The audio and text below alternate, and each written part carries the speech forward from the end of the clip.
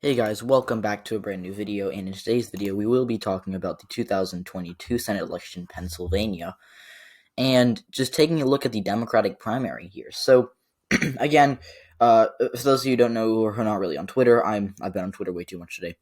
Malcolm Kenyatta is running for Senate for the Democratic Party. As you can see, he pinned a tweet 2 hours ago, and he essentially, here I'm not going to play the video, because I do not want to copyright strike. But he essentially he posted an ad, or a I guess opening video, and that was I guess the preface for his Senate run. And he is a Democrat running for Senate, and he would be adding to a already interesting primary field. Obviously, John Fetterman already announced last. I think he announced late January, maybe it was early February, but Fetterman obviously was getting all the hype, and he's going to be running against Kenyatta and potentially many other people as well. So Kenyatta is a moderate Democrat, and he's actually been criticized and praised for his I guess since 2016 and even 2015, he's been criticizing Bernie Sanders. He endorsed Hillary Clinton for president in 2016 in the Democratic primary, and he's been saying he's running as a more moderate Democrat. Now, compare that to Fetterman, who's more of a progressive. Now, he's a populist, I think, and he definitely did support Joe Biden, but he's more of a progressive than Malcolm Kenyatta is. And just to briefly loop back to what I was talking about, I think I lost because I had to cut out this part of a previous part of the recording because there was background noise, and I don't want to, I don't want to, I guess, have the background of my videos be chaotic. So I just had to stand up and just to veer off trail for a second, or to go off on a tangent. I had to do the hard work of standing up from my desk and walking over to close my door. So it's tough, but I did it, and now I'm back. But anyways, let's stop talking about my life and go back to the Senate race in Pennsylvania. And I think that that Connor Lamb might be running. Lamb is a congressman for essentially suburban Pittsburgh. He is in a competitive seat, so if he did run, the Democrats would possibly be sacrificing a congressional seat, but redistricting, we don't know. So there was a lot of hype about him potentially running, but it's kind of died down. And I actually don't think that Connor Lamb is going to run. This is one of my hotter takes. I don't think Lamb's going to run. So yeah, but just to briefly talk about that, just throw that out there. So I'm going to assume that this is going to be a two-way race between kind of Philadelphia versus Pittsburgh. And so Malcolm Kenyatta is from Philadelphia. John Fetterman is kind of more Pittsburgh.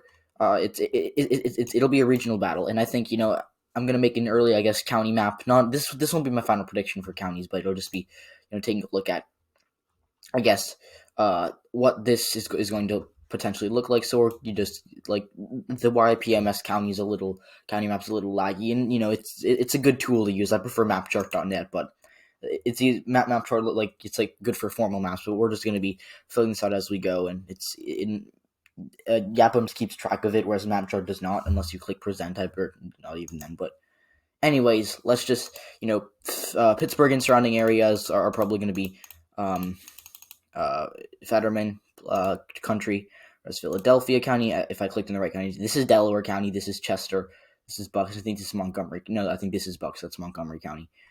But Kenyatta being a more moderate Democrat, he'd probably do better in the Philly suburbs, as well as he's from Philly, whereas Fetterman's from Pittsburgh, so he'd probably do. That's Berks County, I believe. So yeah, and then we can take a look at the Democratic primary. I guess we'll take a look at the Democratic primary county map for Pennsylvania. So Bernie Sanders.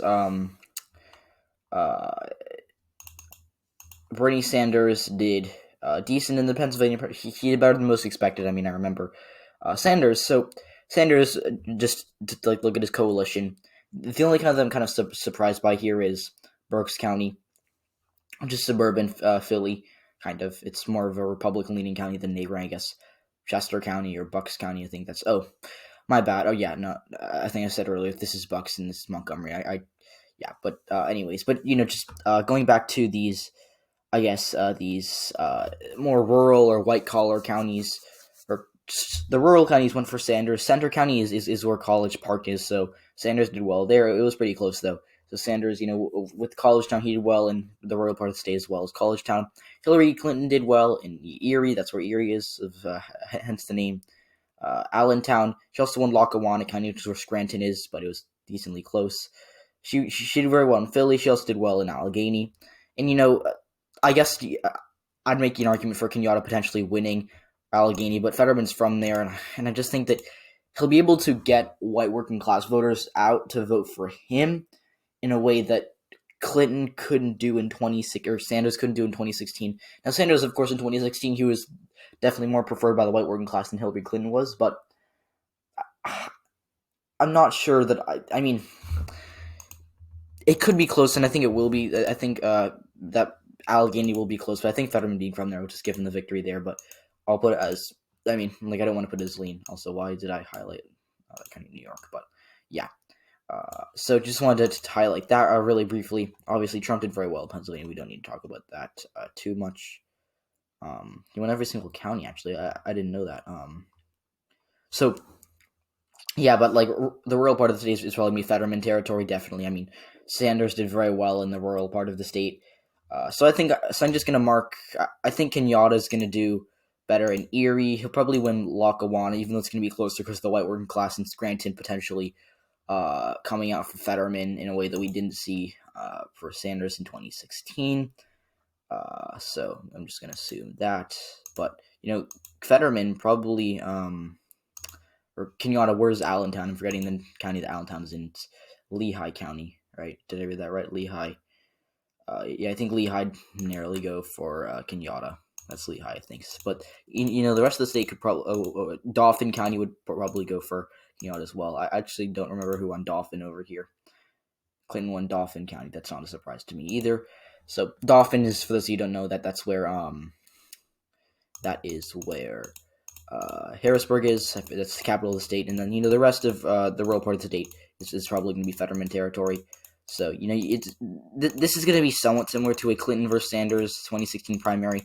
I think that, your battleground county is Allegheny because it's urban, but I think Fetterman's going to hold it narrowly.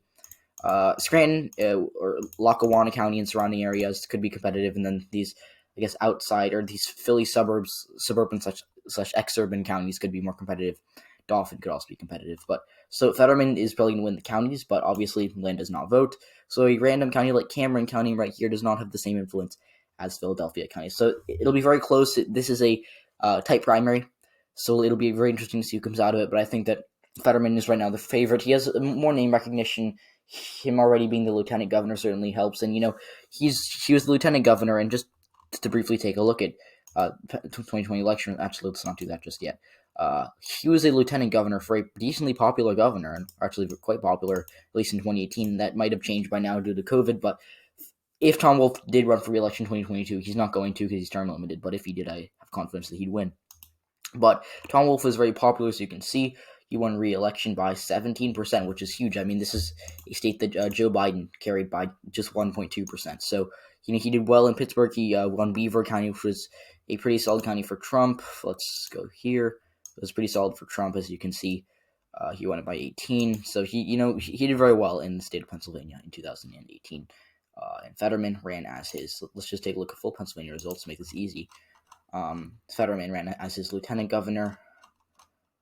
Here it is, governor race. But yeah, so I wanted if we click on the full race results, will it tell us exactly? No, just this. So, here we go. It'll show you the shading of the counties. So, the reddest counties were these, I guess, rural counties, and I can play around with this map on my own time. But essentially, whoa, I did not want to do that. But Fetterman, he has the rural appeal that Democrats have been lacking in Pennsylvania. Joe Biden, if John Kerry and Al Gore both won Pennsylvania by more than Joe Biden, if they'd gotten the number, Biden outperformed them by double digits in Philly and Philly.